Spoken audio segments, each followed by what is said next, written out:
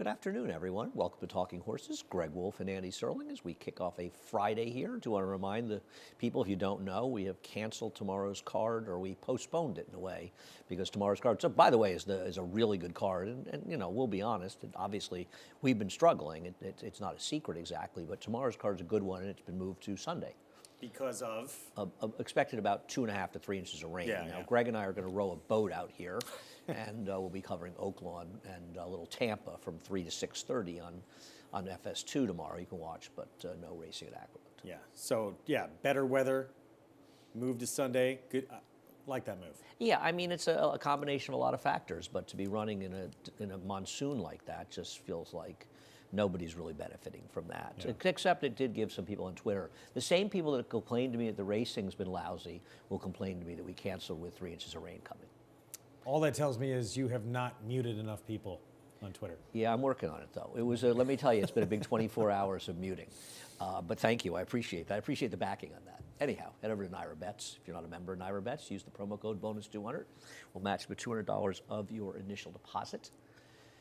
We also have track stats over at Naira Bets as well. We have a cross-country Big Five. There is no Fox show today. Today is the last day, I think, in the foreseeable future that we don't have a show. At least going through Belmont. I think the schedule, we have it right online. We have at least through Belmont weekend, if not until. Oh, it's rare that we ever don't have a show. Right, right. And we'll be going in 2 weeks. Actually, the week after next, we'll be going back to our full schedule where we'll be showing all of the races. So Acacia will be back in town. Love it. The band will be getting fully back together. Acacia, she takes the winter off of us. You and Maggie and I. So you're back from Dubai by then. Yeah, right. When do you want to head over, thinking? Just on a trip, right? I think. Oh, she going to Dubai? Yeah. Oh, because they're running that horse. Candidate. I haven't tortured her enough about the insanity of bringing that horse over to Dubai, but I'll work on that. Wait and see how the horse does. I know. So after the I know Derby. who he's going to. After the I know who he's going to do it there. Anyway, I wish them nothing but success, but it's a crazy move in my opinion. But what do I know? Anyway, anything else to discuss before we? March Madness started yesterday. And the UK loss. Wow. That was, forgetting about Thrilling UK, game. and UK is one of those teams that if you're a UK fan, you're a complete lunatic fanatic, and if you don't like them, it's a little like Duke, right? There's a lot of haters out there. Yeah, there's a lot of rabid fans, and then there's a lot of, but forgetting about all that, it was an unbelievably great game. And it was cool regardless. I mean, yeah, you've got a team that has win NBA ever in the field All-Stars of on them. 64 for Oakland. To ever get a win in the actual field of 64, pretty cool. It was amazing. And the other incredible thing is, what percentage of people do you think know that Oakland is actually in Michigan? Yeah. I only knew that because they nearly pulled off a huge upset, I think, against Michigan State several years ago. Really? That's when I learned who they were.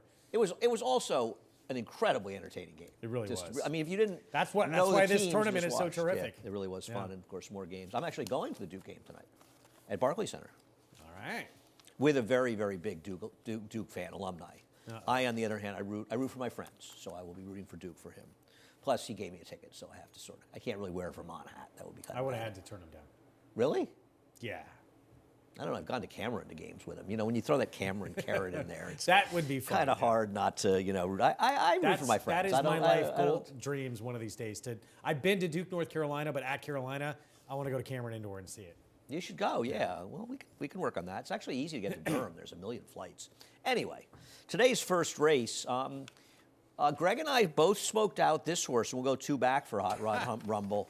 I don't think either one of us, I think when we both, I'm guessing, looked at this race, we both said, good, let me find somebody to pick against Hot Rod Rumble. And then the more you looked, you said, I don't know about you, Greg. I said, there is no horse in this race that I would bet. I don't want to bet on this horse at 2 to 5, but I am definitely not betting against him. You summed it up perfectly. Look, Face of Barrio is going to get the lead from him, and it's not going to matter. He got the lead from him a couple of starts ago, and then completely wilted, had no response in the stretch.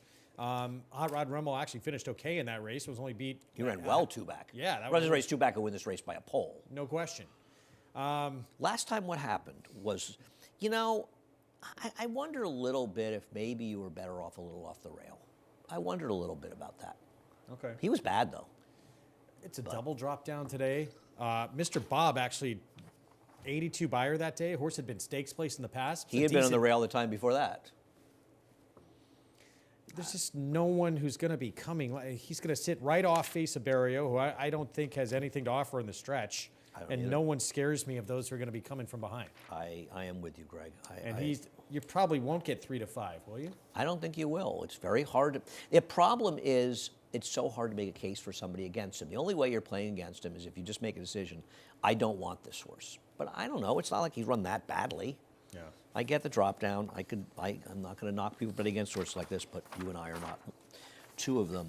I really liked the horse in the second race. One of the horses I really was looking forward to getting today, that was Mischief Motion. So he scratched. Yeah, I think this is a great race. Too bad he's out though. He made it. He was against winners last start. I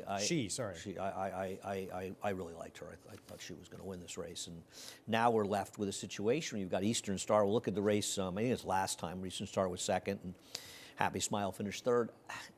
Listen, Eastern Star will probably wire the field in here. I've bet her the last 2 times. Okay, she ran into a monster in Spiteful Lily. She should have beaten Foxy Karen. She just had no answer. I don't love Echo in Eternity. She's obviously been a bit of a money burner herself in her races, but I'm just taking her because to me, it feels like somebody always beats Eastern Star. Well, I guess the good thing too, and ultimately I went back and forth, and I do think it's a tough race.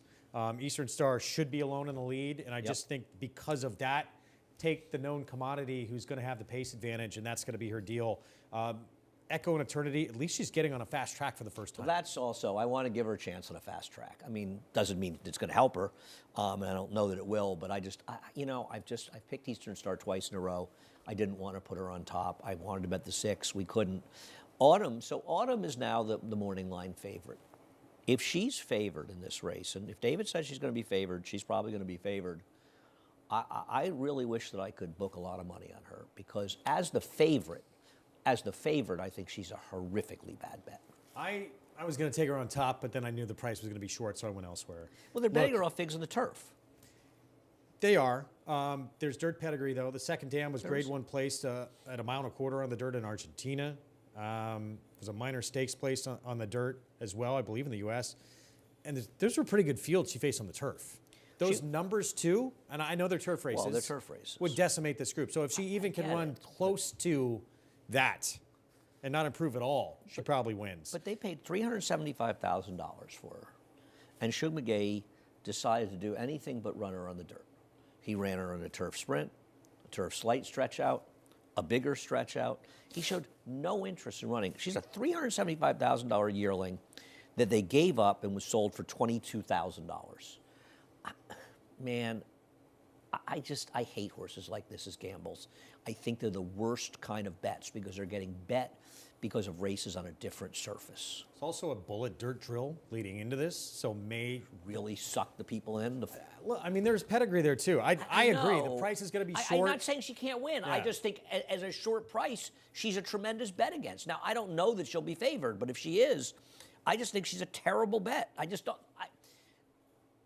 I don't believe that racing you have, hard, fast rule. You have to be willing to be adaptable. Yeah. But I think the notion of betting against horses that have exclusively run on the turf, when they try the dirt the first time, they get bet off of turf form in dirt races and they're short prices. It's one thing if they're 10-1 and you think they have a little pedigree. But at least there's a couple of things to go off in here. And, I mean, it's a bad field. The 2, the 3, the 4, to me, there's not. I don't know. I really don't know. But I'm going to go with at least the known commodity who's going to be in front. I'm with you. If Autumn wins, I'm going to lose. Race number 3. I understand in race number 3, and I think we had a very similar opinion in here, which was Chateau is the horse to beat, obviously. We look at the last race. If he runs his last race, he's going to win in here. No question. But we're talking about Chateau, who is about as unreliable as a horse can possibly be, right? Yes, I will. I mean, I'll say that this number he got last time, he had absolutely. Oh, he'll destroy this field. Yeah, he'll win by more than this probably. And I don't think he was helped by a big speed bias or anything. I just think he ran. Yeah. And what are the odds as a 9-year-old that he's going to back this up? It doesn't look good if you look at his PPs. Yeah. I'll say this too. There's a lot of other speed in here. I actually think the 2 has a chance to get to the front and at least put some serious pressure on him. 5 does. That horse has turf sprint speed. Great wings fast. I'm interested in the 2 pressuring this horse. You don't think the 5 is more likely to pressure him? I think the 2 is. Okay. But yeah, I mean, the 5 can go too. I think in some ways the 5's outside of Chateau's a horse to beat with that drop down. But let me say this I about agree. Chateau. The only time he did not win with the lead, the only time in his career of his 9 victories was at Saratoga back in 2019, and a 22-1 shot went 21-3. He rated and won? He sat in second, but he was alone in second. This Really? horse blitzed to the front with these insane fractions. That horse wound up dead last as a result. So Chateau needs to have the lead We've to also win. seen Chateau when he was good, in his former life, blow some unbelievable leads in the stretch. I remember, I think Rob Atras had him, and he was in a race in Saratoga, and it was before the race. And I said to him, one thing you know about Chateau, you could be 4 in front of the 16th ball and you're not heading the winner's circle. And he laughed because he's just a horse that has given up some enormous leads late in races, but he is quick. But maybe he's back. I mean, that was a huge effort. I know, for 16,000. And the other problem is, it's not as though there's anybody here that's that appealing. You've taken Can't Beat Me, a horse who ran a figure that can win this 2-back in a lower level race at almost 30-1. And he can win. Look, I really wanted to, I thought Chateau was, if he can repeat that, obviously he's going to win. I initially went with him. I decided that speed next door with the 2, with the 5 as well, take a horse who's going to come from off the pace. And I even look at that race last start from Can't Beat Me. Mr. Phil, Airport, they were in that race. Those are pretty good horses, actually, at one time in the past. I know they're not the same anymore. He was very wide that afternoon. But, again, you go to that race 2 starts back on a fast track. That effort puts him right in the mix. And if those speeds, any one of them do go, he's going to be picking up pieces late. Yeah, I think he can win. I just went to another horse in Horn of Plenty that you don't like at all in here, and I don't love ex-David Jacobson's, but he has run against better horses in his recent races. That race 2-back in February 4th was a better field. He's just run against some better horses, and he has some races that are fast enough. I was kind of grasping at straws here. I don't like Talkin' Fair at all. He's a wrong running style. I think he's just cheaper. I think the Gray Wing is compromised by the presence of the 1, and I don't trust the 4 off of just one big fig because it's the only race that can win it. Totally fair. But look, I picked him second. I'm not against him.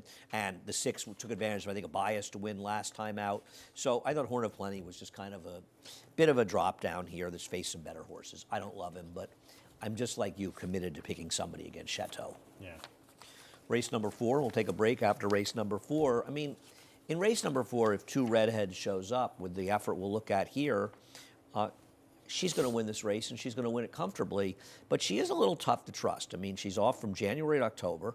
Now she's off from October until March, so she's got a 10-month layoff, a 9-month layoff, an 8-month layoff, another 5-month layoff. I just don't want to take a horse like this at a super short price, but she's an hour and a half the horse to beat in here. I love that big white blaze across her face, too. Look, she is undefeated sprinting on the dirt. She destroyed this field. I even crushed this field. I even look back, you look back at that performance when she got on the dirt for the first time in a State Bred Maiden Special going a mile. Cairo Sugar came out of that race. She won the Maddie May next time out, even though it was her, she was a distant second. I love this horse. I like time. that effort. I think this horse is legit. The thing is, last time she was 5-1. Today she's going to be something in 5, right? But even if there's just modest improvement off that effort, moving to her 4-year-old campaign, I would assume she won't improve.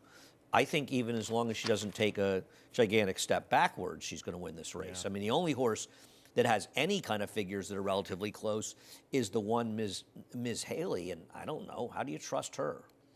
she's coming off an extremely long layoff. Yeah, May 20th of last year.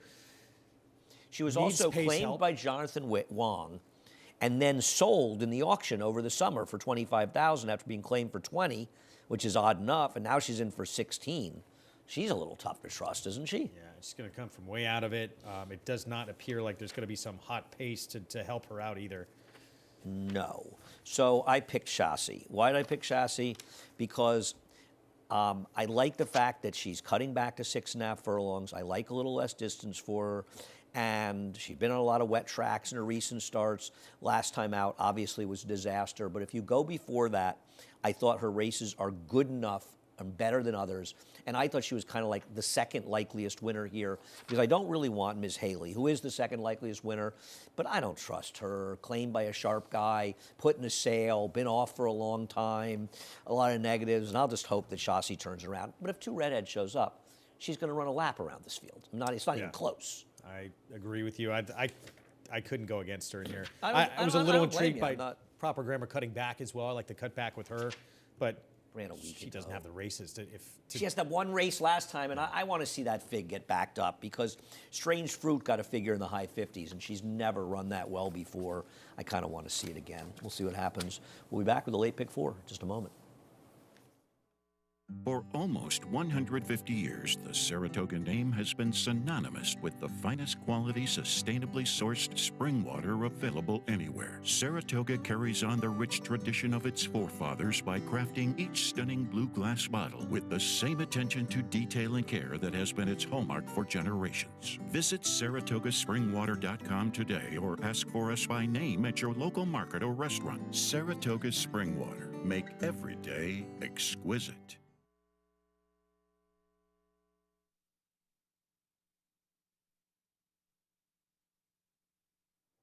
Big thanks to our friends and sponsor at Saratoga Spring Water. I don't know what I'd do without Saratoga Spring Water. It is the best water on the market. It is. It is the greatest. I agree. And one of the nice things about being in Saratoga, you love the place, the non-carbonated one out by the SPAC, right? Yes. You love that. There's usually a line.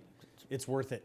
Yeah. If you've never been, if you've been to SPAC or it's in the state park, it's very close, right? It's like by that building, sort of the park side of SPAC. And you can tell because there's usually 2 or 3 people waiting with big jugs to fill it up. Yeah, it's the best water. I think there that's is. the only still water tap in the whole town. It's possible. It's just that one, I think. And it's funny how they're all different. I like the one at the track. Some people find it much too sulfurous. The one that's down on Spring and Putnam, that's across from the park, across from the carousel. Okay. That one is really, really sulfurous. Ooh, yes. That one's harsh. Yes, it is. Yeah, the one at the track is not But close I to make as harsh as myself that. do it at least once every Really? summer. Okay, I drink the water at the track. But I've been drinking for so long. I go back so long in Saratoga that before they put it in, they put that in the late 70s. It was not there. know that. No, there's water under the whole town essentially. But they built the Big Red Spring. I started going to the track regularly in '75. Really, '75 was the first year I went like every day, and I don't think it was there. I think it was built a year or 2 later. They used to give out these nice plastic cups. Anyway. Race number 5, the problem in race number 5 is McCallum, who you're going to go way against in here. And I don't blame you.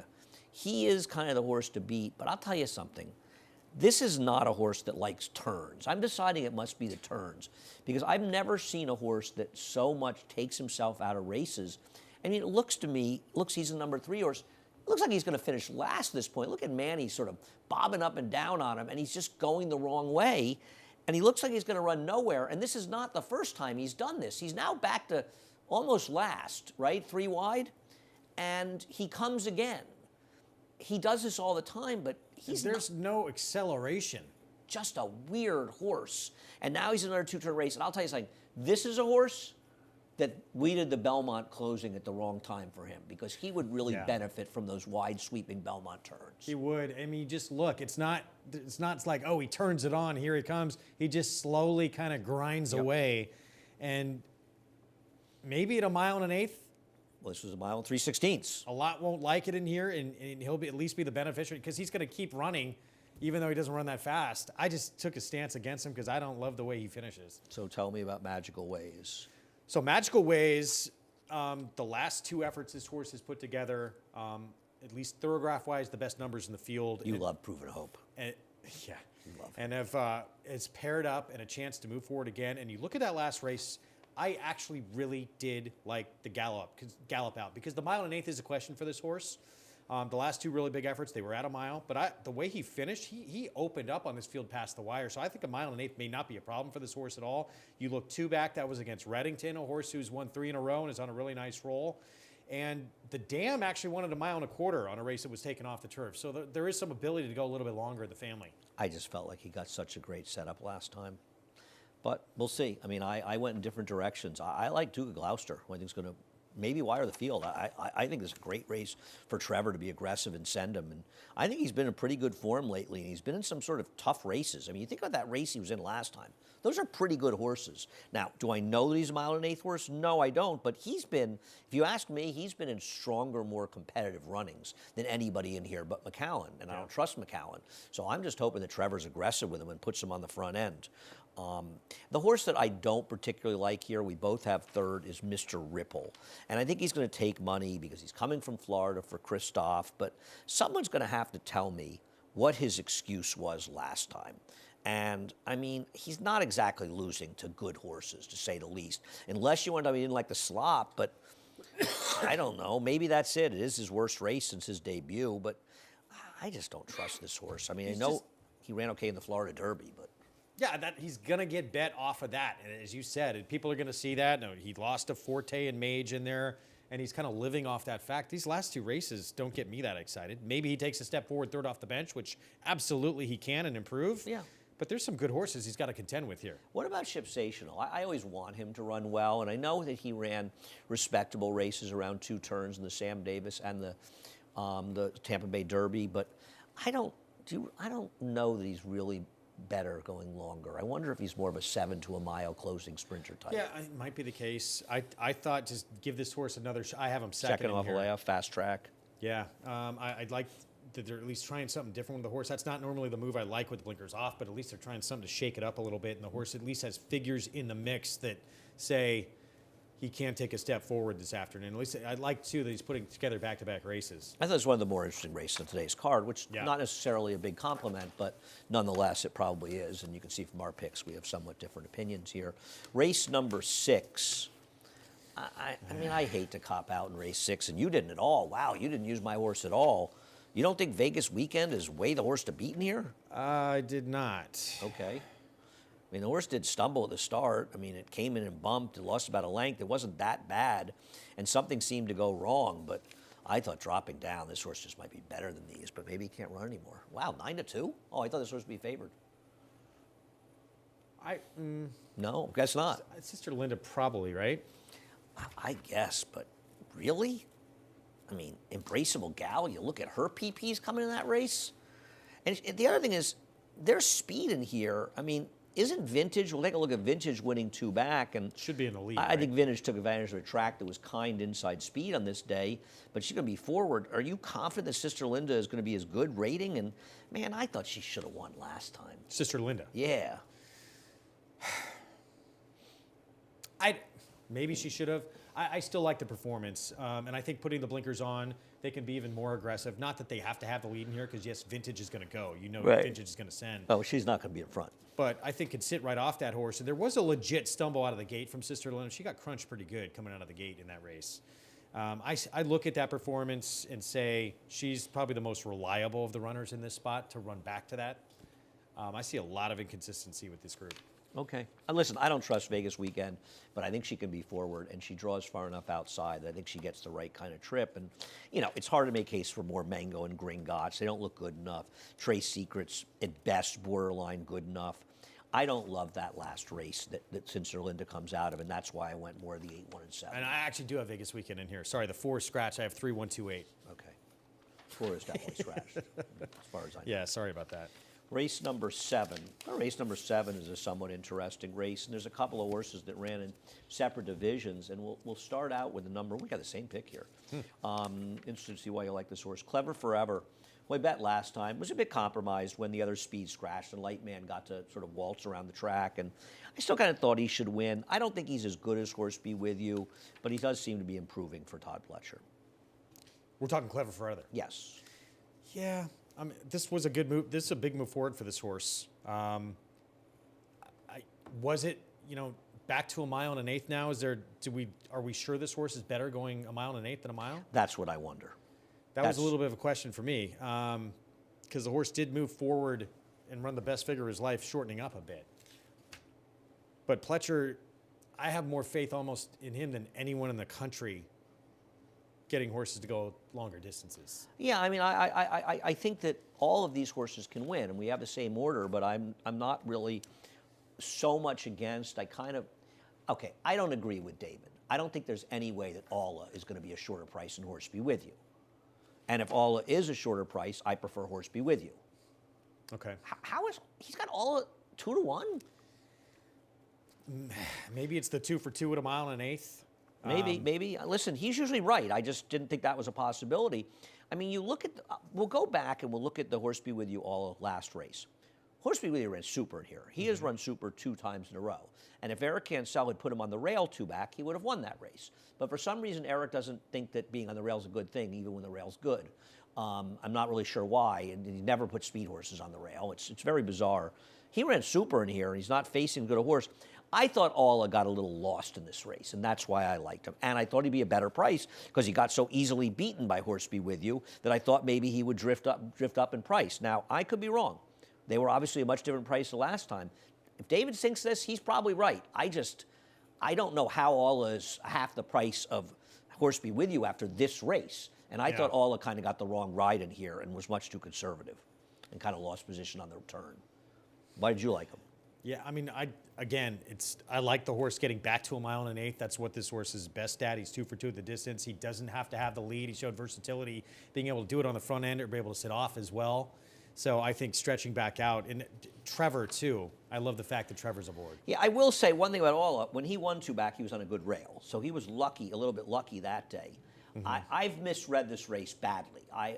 If those are the prices, if David's right about this line, I think the 4 is 1,000-time better bet than Alla. I thought it would be more like 2-1 versus 7-2 the other way around. In which case, I'll take Alla. But if these prices, I would bet Horseby With You all the time because he's run very well 2 times in a row. Yeah, I'll even say, look, the 2 races Alla has run at a mile and an eighth, 2 were faster than that big performance Clever Forever ran, shortening up last time to a mile. I agree. The problem is that 2 back, he was on a good rail. I think his race was really good on December 15th. But I'm going to tell you something. Mike Maker, for a guy who's having a great meet, he's had an awful lot of horses that were basically eased over the last month. Yeah. I mean, yesterday's horse was kind of ridiculous. That horse kind of probably couldn't run anymore. But still, he's had a lot of horses that have run badly. I can't come up with anybody else with a 2, 4, and 6. No, I'm with you. Race number 8. Race number 8 was savaged by scratches because not only did you lose the favorite in Geopolitics, but you also lost a very interesting horse in Better Be Smart. And it really changes the whole thing for me. I am sort of surprised you don't have Aunt Yola in. And we'll show Aunt Yola and Peony, and I know Peony finished better. But to me, you watch the start of the race, and I think we will. I mean, Aunt Yola just gets steadied out and loses all position. And Aunt Yola was really bet last time out. And I want to give Aunt Yola another chance for Horacio de Paz, though Peony obviously finished better. The other thing about Aunt Yola is that Kendrick, I'm not saying he didn't try, but once he realized he was doing no better than 4th, he kind of wraps up at the end on this horse. And I think Aunt Yola deserves another chance to get a clean break and win. She does. You're totally right about that. The start, I went back and looked at the start. I mean, she's just slow out of the gate. And a hole closed on her, and then I did not see a lot of running, and that's fine. It's first time out anyway. I always say I don't care if the horse ran first time out usually anyway. Give the horse a start. I just thought there's some other interesting places to go in here, and she didn't show me a ton. She could absolutely move forward. She could absolutely win this race. She's dangerous. I agree with you. Yeah. Having said that, I just like some others better. Okay, I want Aunt Yola out of the race, but because of the scratches, there's so much of potential value taken out of this race with her that I think it's sort of harmful. I was going to play against Geopolitics anyway.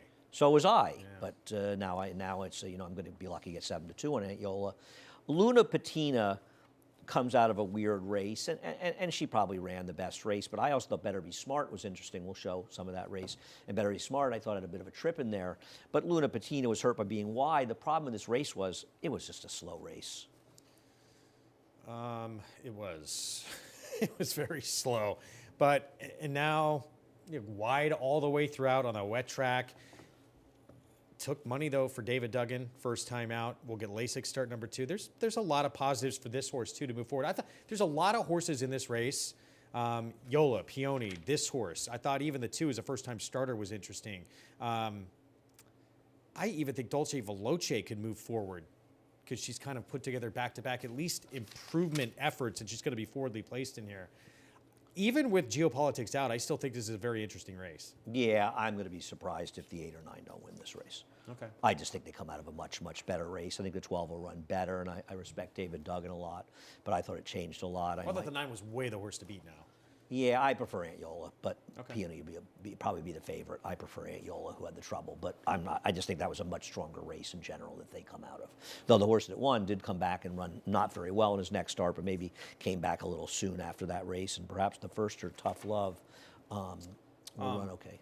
Real quick, that first of the two. So the dam actually is a sister to two-time Breeders' Cup Turf Sprint winner Stormy Liberal. Another really good turf sprinter who I love named Line Star.